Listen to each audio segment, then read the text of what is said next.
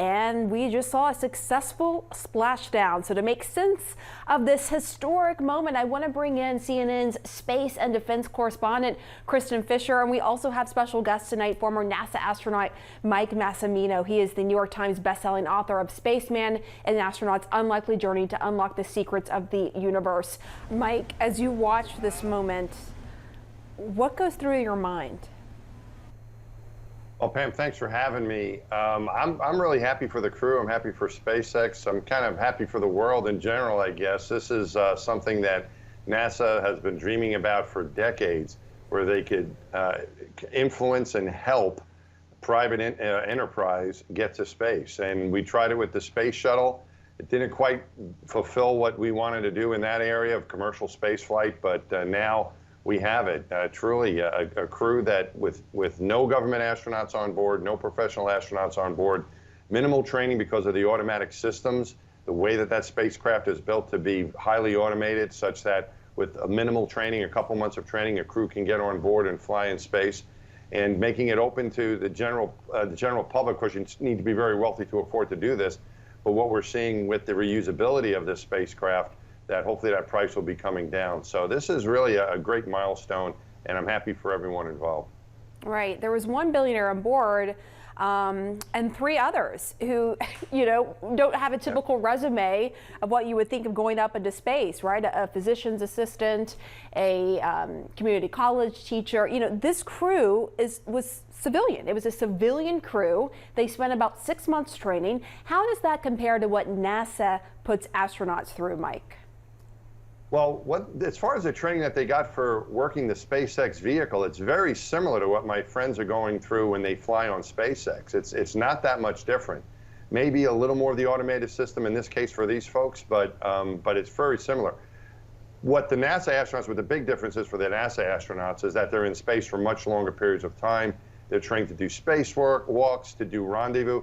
This crew orbited the planet. They did not go to the space station, so they didn't rendezvous with another spaceship like the NASA astronauts who go into the space station.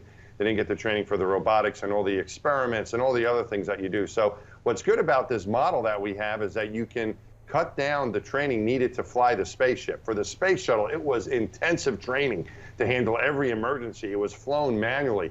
So the bulk of your training in a training flow for space flight was in actually just training the vehicle and working emergencies, being prepared for the actual vehicle.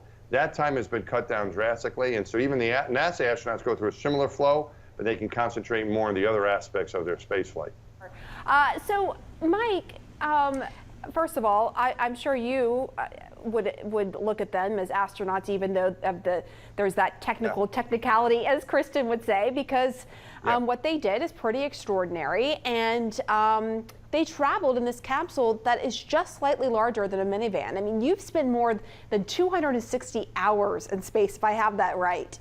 How cramped do you think they felt up there? Because for me, I have claustrophobia, and I don't know if I could handle that. What would it be like inside of that? Oh, Pam, I think you'd be fine. You know what? It's kind of like being on a camping trip with your friends. One thing that when I was a new astronaut, I was told this by the guys, the men and women in front of me who had flown in space. And I didn't quite believe them, but they said how it's amazing how the spacecraft is so much bigger. We'd be in the simulator working and very cramped, but when you're able to float around, whatever room you're in right now, Pamela, the people at home watching, just whatever room they're in, just look at it, look around it. Imagine if you could float around it. It becomes a lot bigger, and that's what happens in space. The simulator, where you're always cramped because you're stuck on the floor of it, once you're able to float around and you can get up high and all over the place, it actually becomes much larger to you. I don't think they felt cramped. I think the other thing is the view they have. They were up pretty high. They were high, 100 miles higher than the space station. They were up close to where we were on Hubble, where you can see the curve of the planet, a magnificent view up there. And they had this great cupola on the top of their spaceship so they could look out anytime they wanted. Look at the stars, look at the planet, enjoy that view. So I'm guessing they probably did not have that feeling of claustrophobia because of the view they had and because they're able to float around. So I think you'd have no trouble. And you look at this, Mike, and again, these are civilians with various jobs who trained for about 6 months. And this is exactly as Kristen laid out what SpaceX has been trying to accomplish, right? Sending more civilians into space. Why is that a good thing? Why is access to space a good thing? Pam, I think that's a great question. I've been thinking about this for the past, the past few months as these things have been happening. And I think this flight, what we're seeing today in this flight that we have for the past few days is a great example of what non-astronauts, non-NASA astronauts and space flights can do. As a NASA astronaut, I was trained along with a lot of other engineers and scientists and military personnel to fulfill the charter that NASA had. Service the Hubble Space Telescope, build the space station. We trained for those things to benefit the world, science, engineering, those types of things. But that's what our missions were. We have these private missions now. Jared with his crew, what they did is they did something to raise awareness for St. Jude's Children's Hospital. That's something that we might think about doing that at NASA, but that's really beyond NASA's purview, beyond their charter. Now that you have these private citizens, companies going into space, they can dream big. They couldn't do these things just a few years ago because there was no access for them.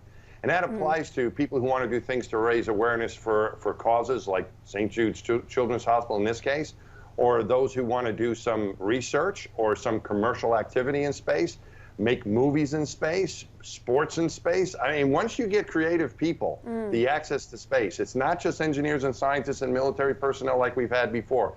You get really creative people, journalists, people who can think beyond what we would normally think about in our traditions as astronauts. And I think it gets really exciting. So I don't even think we can imagine what people are going to come up with now that this is possible. And I've talked to other astronauts, and I believe you said the same thing, that once you go up into space and then you're able to look at Earth from that vantage point, you have this profound experience where you just like look at life, you look at Earth in a different way, right? Absolutely, Pamela. I looked at our planet on my very first spacewalk from altitude similar to where these folks were. And I looked at our planet and I thought to myself, this must be heaven I'm looking at. I felt I was looking into an absolute paradise. I couldn't imagine anything more beautiful than that planet and our planet. And you turn your head, you look out into the vastness of space and realize we've checked out the neighborhood. We've got nowhere else to go. We need to take care of this place. And as going around it over and over again, I got this sense of oneness. It's a home. I think of my home now. I grew up in New York. I'll always be a New Yorker. I'll always be an American. But I also think of myself now, what I really think of myself as after that experience as a citizen of planet Earth, a home that we all share. It is a profound experience to be able to go to space and take that look back at our planet. It's a beautiful place. We can enjoy its beauty here on Earth, but I think it really was intended to be viewed from space. So the more people that get that view, I think the better off we're going to be as a world. But Mike, once this crew does get back on dry land, what is your advice to them? I think they could tell us about what they experienced. I think that would share what they experienced and enjoy the moments, of course. But I think we always felt the responsibility when we got back. Of course, see your families, get reunited with them. But also, we went right to debrief. So, the way we did it at NASA, we debriefed very quickly to get the data out of what we learned and to share everything that we learned on the mission with our team and also with the public. And so I hope they do the same. I hope that they let us know what it was like. Mike, what was that like for you after your first space flight to get out of the capsule and set foot on dry land? Yeah, I guess there's the physical part of it, and then there's the emotional part of it. The physical part, your head is trying to make sense of what's happening because your sense of balance, vestibular system, that was not working in space. And that's what sometimes causes a bit of nausea, not feeling well when you first get to space because your brain is trying to figure out where am I, you're floating around. That usually goes away after the first day, you feel great, but then when you get back to Earth, that's spun up again. You also feel a bit heavy because you've been floating around for a few days in this case. And now you're back in one gravity. It feels a lot heavier than one gravity. It can feel like everything just weighs a lot. You weigh a lot. It's hard to move around in that way. And your brain is trying to get used to having input again from your balance system because you're not floating. When I first tried to walk around, my feet were very far apart because I felt like I was going to fall over. So I was trying to, I felt like I was going to fall over. I was perfectly fine. So you're trying to make sense of all that again, and be able to move around again. And after a couple hours, you feel much, much better. We weren't allowed to drive a car, fly an airplane, do anything like that for a few days until we got checked out by the doc. And they'll get checked out by the doctor as well, making sure everything is working like it should. And then there's the emotional part. You've been through this amazing journey. Yes, my advice for them now that they're back, in addition to sharing the story, be grateful for what they have been able to do. Not very many people get to do it. More and more, hopefully, going to get that chance. But be grateful for that opportunity. And now you're back on the planet, and it's really emotional to see your family again. You've seen our planet from a different perspective, and now you're back where you were before you started. I was really looking forward to seeing people again. I had been in quarantine for a while, and then in space for a while, and I wanted to just go. I wanted to go to my kids' swim tournament, quite honestly, to be around other parents and other people, and just kind of enjoy that. Get that sense of being back on Earth again and around people. And I remember after landing, being back at home the next day and looking back up at night, walking the dog, and thinking, wow, I was just up there not that long ago. So there's the physical part of it that you get used to, but then the emotional part as well is quite interesting, quite profound, very meaningful. I was going to ask you about that. What was it like the next morning when you woke up and you're in your bed? Well, you got to be really careful, Pamela, because what happened to me is as I woke up that very first morning, waking up, you kind of forget where you are, and you're used to waking up in space. And I tried to float out of bed and almost landed up on the floor. And that would have been a very embarrassing call to the flight surgeon. But I caught myself, but that's what happened to me. Later that day, unloading the car for groceries, we went to the grocery store and I was helping unload, and I didn't know where to put all the groceries, and I thought, I know what I'll do. I'll just float them right behind me.